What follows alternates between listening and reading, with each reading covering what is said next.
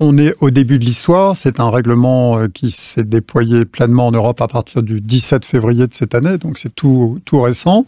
La Commission européenne elle-même a commencé à ouvrir de premières enquêtes, notamment sur X, après les événements du 7 octobre qui ont donné lieu à la circulation de beaucoup de contenus très violents, d'incitation à la haine.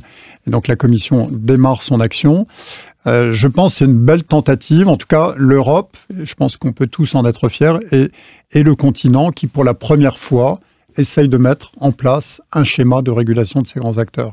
Et je crois qu'il y a un mouvement maintenant qui est enclenché, qui correspond aux attentes des opinions publiques dans tous les pays de l'Union, en Roumanie comme en France et comme dans les autres pays de l'Union. Oui, ça c'est vrai. L'intelligence artificielle, c'est pratiquement un grand défi maintenant. Peut avoir des applications remarquables, mais aussi peut-être un terrible défi dans l'espace virtuel.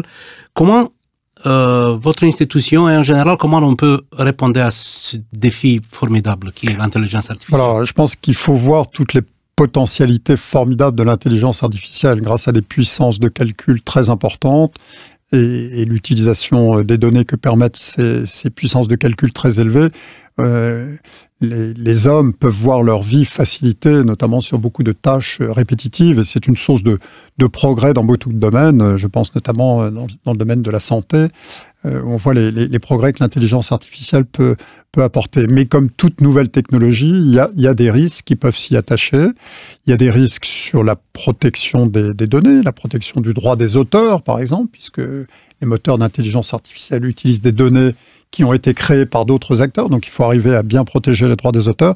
Et en matière d'information, ce qui est très important pour notre continent, c'est d'éviter les dérives de manipulation de l'information grâce à ces outils. Et donc là aussi, l'Union européenne vient d'adopter un règlement sur l'intelligence artificielle qui va poser des garde-fous.